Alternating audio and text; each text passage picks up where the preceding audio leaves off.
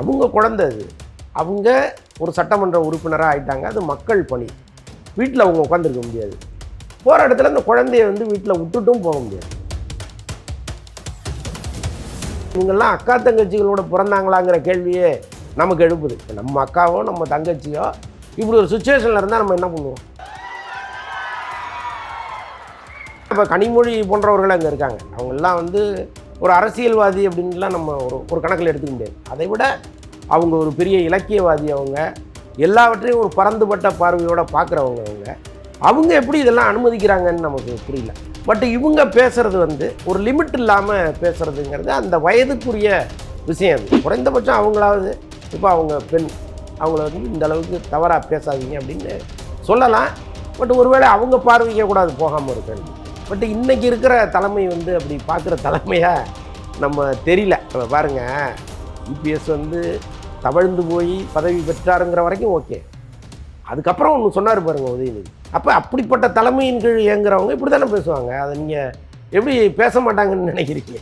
இந்த அனுபவம் எனக்கு கிடையாது தான். அம்மா கீழே ஒருத்தர் படுத்திருக்காருமா. இல்லை சார், ஏதாவது ஒரு கண்டனம் ஒரு இல்லை இந்த மக்கள் பார்க்குறாங்க, பொதுவெளியில் எல்லா இளைஞர்களும் பார்க்குறாங்க அப்படின்னா அது கட்சிக்கு தானே அவன் பேர். அட்லீஸ்ட் அதில் கருத்தில் கொண்டாச்சும் இவங்களை ஸ்டாப் பண்ணலாம்ல. முதல்ல அவங்களுக்கே அது புரியணும் இல்லைங்க. அடடா நல்லா இருக்கேன் தெரியலன்றீங்க. இது தவறுங்கிறதே அவங்களுக்கு தெரியலன்னு நினைக்கிறேன். தம்பி புள்ள செய்யாதீங்க, இது நமக்கே பேக் ஃபயர் ஆயிடணும்னு அவங்க சொல்லணும். ஆனால் அது அவங்க சொன்ன மாதிரி தெரியலையே. இவங்க அதற்கு சரியான பதிலடியை அங்கேயே கொடுக்கணும். எந்த உறுப்பினர் எந்திரிச்சு கொடுத்தாலும் ஓகே தான். தாவேக்கா தொடர்பான எந்த உறுப்பினர் எந்திரிச்சு பதில் கொடுத்தாலும் ஓகே. அது அங்கங்கே முடிச்சிடணுமே தவிர தாவேக்காவை சேர்ந்தவர்கள் விஜய் செய்கிற எல்லாவற்றையும் சரின்னு தான் சொல்லுவாங்க. அதே மாதிரி திமுகவை சேர்ந்தவர்கள் உதயநிதியோ அல்லது முன்னாள் ஸ்டாலின் அவர்களோ சொல்வதை சரின்னு தான் சொல்லுவாங்க. ஆனால் இது ரெண்டையும் கவனித்து கொண்டிருக்கிற மக்கள் என்ன நினைக்கிறாங்கங்கிறது ரொம்ப முக்கியமானது.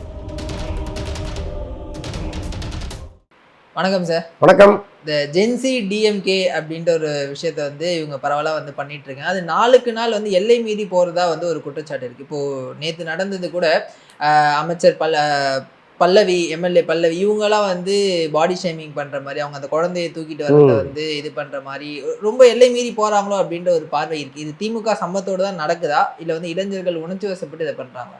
இல்லைங்க, இளங்கன்று பயமறியாதுன்னு சொல்லுவாங்க. ஸோ அவங்க வந்து பெரிய மெச்சூரிட்டி அவங்களுக்கு இருக்காது. ஒருத்தரை பாடி ஷேமிங் பண்ணணும்னா இம்மிடியட்டாக பண்ணிவிடுவாங்க. மனசு சொல்கிற வேகத்தில் செயல்பாடுகள் இருக்கும். இது வந்து தலைமை பக்கத்தில் உட்காந்துட்டு நீ இப்படிலாம் திட்டுன்னு சொல்லுதான்னா பெரும்பாலும் அதுக்கு வாய்ப்பு இல்லை. அவங்க என்ன பண்ணுவாங்க, கழகத்துக்கு ஆதரவாக நீங்கள் தொடர்ந்து தினந்தோறும் ஏதாவது பதிவிட்டுக்கிட்டு இருங்க போதும்னு இருப்பாங்க. பட் இவங்க பேசுகிறது வந்து ஒரு லிமிட் இல்லாமல் பேசுகிறதுங்கிறது அந்த வயதுக்குரிய விஷயம். அது அதை சீரியஸாக எடுத்துக்கிறதா தள்ளிட்டு போகிறதான்னு நமக்கு புரியல. இந்த பல்லவி விஷயத்தில் வந்து இவங்க பண்ணுறதெல்லாம் ரொம்ப வருத்தமாக இருக்குது. ஏன்னா அவங்க குழந்தை அது. அவங்க ஒரு சட்டமன்ற உறுப்பினராக ஆயிட்டாங்க. அது மக்கள் பணி. வீட்டில் அவங்க உட்காந்துருக்க முடியாது. போகிற இடத்துல அந்த குழந்தைய வந்து வீட்டில் விட்டுட்டும் போக முடியாது.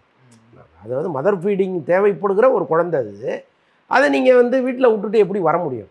அப்போ போகிற இடத்தில் தூக்கிட்டு வர்றதுங்கிறது வந்து நீங்கள் அந்த தாய்மை உணர்வை தான் பாராட்டணுமே தவிர அதை ஒரு பெரிய குற்றமாக சொல்கிறதுங்கிறது வந்து இவங்கெல்லாம் அக்கா தங்கச்சிகளோட பிறந்தாங்களாங்கிற கேள்வியே நமக்கு எழுப்புது. இப்போ நம்ம அக்காவோ நம்ம தங்கச்சியோ இப்படி ஒரு சுச்சுவேஷனில் இருந்தால் நம்ம என்ன பண்ணுவோம்? இப்போ கவர்மெண்ட் ஆஃபீஸில் மெட்டர்னிட்டி லீவுன்னு ஒன்று கொடுப்பாங்க. அந்த குழந்தை ஓரளவுக்கு வளர்கிற வரைக்கும் லீவு கொடுப்பாங்க. 1 இயர் கிட்ட கொடுக்குறாங்கன்னு வச்சுக்கோங்க. பட் இவங்களுக்கு அப்படி வாய்ப்பு இல்லை. இப்போ தான் அவங்க ஜெயிச்சு வராங்க, வரும்போது குழந்தையோடு வராங்க. அப்போ இதை வந்து ஒரு மோசமான முறையில் இவங்க அதை சித்தரிக்கிறாங்க, அது பேசுகிறாங்க. அதெல்லாம் பார்க்கும்போது ரொம்ப வருத்தமாக இருக்குது. அதாவது தேர்ட் பர்சன் நமக்கே எவ்வளோ வருத்தமாக இருந்தால் இப்போ அவங்கெல்லாம் இந்த விமர்சனங்களை பார்த்தா எவ்வளோ ஃபீல் பண்ணுவாங்க. உள்ளபடியே ஒரு பெண்ணை பற்றி பேசும்பொழுது நீங்கள் அவங்க பாயிண்ட் ஆஃப் வியூலேருந்து பார்க்கணும். இது இவ்வளோ தூரம் நம்ம பேசுகிறோமே, இது சரியாக இருக்குமா, அவங்க மனசு எவ்வளோ ஃபீல் ஆகும், இது எதையுமே இந்த ஜென்சி பார்க்கறது இல்லை. அதனால தான் அவங்க வந்து பேசக்கூடிய திமுகவிலேருந்து வரக்கூடிய இளைஞர்கள் அவங்க எம்எல்ஏ தாவேக்கா அதெல்லாம் செகண்டரி சார். ஒரு பெண் அவங்க ஒரு தாய் அவங்க குழந்தையை கூப்பிட்டு வராங்க அப்படின்னு அதை விமர்சனம் பண்ணுற அளவுக்கு வந்து அவங்க எப்படி சார் ஜென்சியால் அப்படி பண்ண முடியுது? இல்லைங்க, அவங்க வயசு நான் சொல்லிட்டேன். அந்த உள்ளபடியே வந்து இப்போ இருக்கிற எல்லா ஜென்சியும் அப்படி இருக்காங்களான்னா இல்லை. அதில் சிலர் இந்த மாதிரி நடந்துக்கிறாங்க. பட் எனக்கு என்னென்னா இப்போ கனிமொழி போன்றவர்கள் அங்கே இருக்காங்க. அவங்கெல்லாம் வந்து ஒரு அரசியல்வாதி அப்படின்லாம் நம்ம ஒரு கணக்கில் எடுத்துக்க முடியாது. அதை விட அவங்க ஒரு பெரிய இலக்கியவாதி. அவங்க எல்லாவற்றையும் ஒரு பரந்துபட்ட பார்வையோடு பார்க்குறவங்க. அவங்க எப்படி இதெல்லாம் அனுமதிக்கிறாங்கன்னு நமக்கு புரியல. குறைந்தபட்சம் அவங்களாவது இப்போ அவங்க பெண், அவங்கள வந்து இந்த அளவுக்கு தவறாக பேசாதீங்க அப்படின்னு சொல்லலாம். பட் ஒருவேளை அவங்க பார்வைக்க கூட அது போகாமல் இருக்குன்னு எனக்கு தெரியல. இது திமுகவோட சம்பவத்தோட தான் நடக்குது. அவங்களும் பார்க்குறாங்கல்ல, அவங்க தலைமையிலேருந்து இது மாதிரிலாம் பண்ணாதீங்கப்பா, நம்மளுடைய கொள்கையை அவங்ககிட்ட கொண்டு போய் சேருங்க, நம்ம பண்ண வரலாறு கொண்டு போய் சேருங்க அப்படின்னு சொல்லாமல் இதை என்கரேஜ் பண்ணுறாங்களா அவங்களும்? இல்லைங்க, கலைஞர்லாம் இருந்தால் இந்த தவறு நடக்கவே நடக்காது. ஏன்னா அவர் வந்து அப்படி தான் பார்ப்பார். பட் இன்னைக்கு இருக்கிற தலைமை வந்து அப்படி பார்க்குற தலைமையாக நம்ம தெரியல. நம்ம பாருங்க, இபிஎஸ் வந்து தவழ்ந்து போய் பதவி பெற்றாருங்கிற வரைக்கும் ஓகே. அதுக்கப்புறம் ஒன்று சொன்னார் பாருங்க உதயநிதி, அதை யாராவது சொல்லுவாங்களா? ஒரு அரசியல் தலைவர் அப்படி பேசுவாரா? ஆனால் அவர் பேசுகிறாரு. அப்போ அப்படிப்பட்ட தலைமையின் கீழ் இயங்குறவங்க இப்படி தானே பேசுவாங்க. அதை நீங்கள் எப்படி பேச மாட்டாங்கன்னு நினைக்கிறீங்க?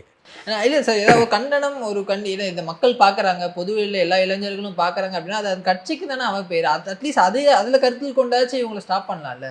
முதல்ல அவங்களுக்கே அது புரியணும் இல்லைங்க. அடடா நல்லா இருக்கேன் தெரியலன்றீங்களா சார்? அவங்களுக்கு இது தவறுங்கிறதே அவங்களுக்கு தெரியலன்னு நினைக்கிறேன் நான். அதனால தான் அவங்க வந்து அதை என்கரேஜ் பண்ணுறாங்க, தொடர்ந்து கவனிக்கிறாங்க. இப்போ இந்த ஜென்சி என்ன பண்ணுறாங்க, அந்த அந்த டீம் வந்து என்ன பண்ணுதுங்கிறத அவங்க தொடர்ந்து கவனிக்கிறாங்க. அது எல்லை மீறுகிற பட்சத்தில் இவங்க அறிவுறுத்தணும், தம்பி இப்படிலாம் செய்யாதீங்க, இது நமக்கே பேக் ஃபயர் ஆயிடணும்னு அவங்க சொல்லணும். ஆனால் அது அவங்க சொன்ன மாதிரி தெரியலையே. அதே மாதிரி வந்து சோஃபா மாடல் அப்படின்ட்டு அசம்பிளி நடக்கக்கூடிய விஷயங்களை வந்து ரீக்ரியேட் பண்ணுறாங்க, அந்த அமைச்சர்களை வந்து கலாய்க்கிறாங்க அப்படின்னும் போது அவங்க மீது நடவடிக்கை எடுக்கப்பட வாய்ப்பு இருக்குது. ஏன்னா ஒரு அமைச்சரோ ஒரு முதல்வரையோ வந்து இந்த மாதிரியான ஒருத்தர்லாம் சொல்கிறாங்க 41 பேர் உயிரிழந்ததுக்கு விஜய் அவர்கள் தான் காரணம் அப்படின்னு. ஏன்னா சிபிஐ வழக்கு போயிட்டு இருக்கும்போது இந்த மாதிரியான பேச்சுக்கெல்லாம் நடவடிக்கை எடுத்தால் மட்டும் ஐயோ எங்களை கைது பண்ணுறாங்க அப்படி இப்படிலாம் சொல்கிறாங்க. இல்லைங்க, அது நடவடிக்கையெல்லாம் போகக்கூடாது, அந்தந்த நேரத்தில் அங்கங்கே பதிலடி கொடுக்கணும். அதை சட்டமன்றம்ங்கிறது எப்போவுமே அப்படி தான். நீ ஒன்று பேசணுன்னா உனக்கு பதிலுக்கு நான் ஒன்று பேசுவேங்கிறது தான் சட்டமன்றம். நீங்கள் எல்லாத்துக்கும் நான் வெளியில் போய் வழக்கு போடுவேன், அவங்கள அரெஸ்ட் பண்ணுவேன்னீங்கன்னா அப்போ அது தவறான ஒரு பாதையை நோக்கி போகிற மாதிரி ஆயிடும். அப்படி செய்யக்கூடாது. நீங்கள் சட்டமன்றத்தில் 41 பேர் உயிரிழந்ததுக்கு காரணம் முதல்வர் விஜய் தான் அப்படின்னு குற்றச்சாட்டும் பொழுது இவங்க அதற்கு சரியான பதிலடியை அங்கேயே கொடுக்கணும். எந்த உறுப்பினர் எந்திரிச்சு கொடுத்தாலும் ஓகே தான். தாவேகா தொடர்பான எந்த உறுப்பினர் எந்திரிச்சு பதில் கொடுத்தாலும் ஓகே. அது அங்கங்கே முடிச்சிடணுமே தவிர சட்டமன்றத்துக்கு வெளியில் வந்து அதை செய்வதுங்கிறது. ஆனால் அதே அந்த இளைஞர்களும் பின்பற்றி அதே சொல்ல ஆரம்பிக்கிறாங்க. அவங்க சொன்னாங்கன்னா இவங்களும் சொல்ல ஆரம்பிக்கும். ஒருவேளை நம்ம பின்னாடி திமுக இருக்கிறது அவங்க பார்த்து இளைஞர்கள் எல்லாருமே சொல்லுங்க, திமுகவினர் சொல்லுவாங்க, அவ்வளோதான். இளைஞர்கள் அல்ல அது வந்து அதை கணக்கில் எடுத்துக்க முடியாது. இல்லை, பொதுமக்கள் என்ன நினைக்கிறாங்க அவ்வளோதான், அதுதான் ரொம்ப முக்கியம். இப்போ தாவேக்காவை சேர்ந்தவர்கள் விஜய் செய்கிற எல்லாவற்றையும் சரின்னு தான் சொல்லுவாங்க. அதே மாதிரி திமுகவை சேர்ந்தவர்கள் உதயநிதியோ அல்லது முன்னாள் முதல்வர் ஸ்டாலின் அவர்களோ சொல்வதை சரின்னு தான் சொல்லுவாங்க. ஆனால் இது ரெண்டையும் கவனித்து கொண்டிருக்கிற மக்கள் என்ன நினைக்கிறாங்கங்கிறது தான் ரொம்ப முக்கியமானது. அப்போ அவங்க நினைப்பதற்கு ஏற்ற ஒரு ஒரு ஸ்டைலை நீங்கள் கொண்டு போகணும் சட்டமன்றத்தில். இப்போ இவ்வளோ தூரம் தொடர்ந்து விமர்சனம் பண்ணும்பொழுது நீங்கள் ரொம்ப நாகரிகமான முறையில் பதிலடி கொடுக்கணும். இப்போ முதல்வர் விஜய் அவர்களை பொறுத்தளவுக்கு சட்டமன்றத்திலோ அல்லது வந்து பொது வெளியிலேயோ அநாகரிகமாக பேசுகிறவர்களை உடனுக்குடனாக கூப்பிட்டு கண்டிக்கிறார். அவர் வார்த்தைகளில் ஒரு நாகரிகம் வேணுங்கிறத அவர் தொடர்ந்து வலியுறுத்துகிறாரு. இப்போ நான் பேரை சொல்ல விரும்பலை, தாவேக்காவுக்காக தொடர்ந்து மேடைகளில் பேசி வந்த ஒரு நபருக்கு இன்னும் பொறுப்பு வழங்கப்படலை. யாருக்கோ பொறுப்பெல்லாம் கொடுத்தாங்க, அவர் கொடுக்கப்படவே இல்லை. என்ன காரணம் அப்படின்னு நான் இப்போ ரீசெண்டாக விசாரிக்கும் போது ஒரு முக்கியமான நபர் ஒருத்தர் ஒரு தகவல் சொல்கிறார்.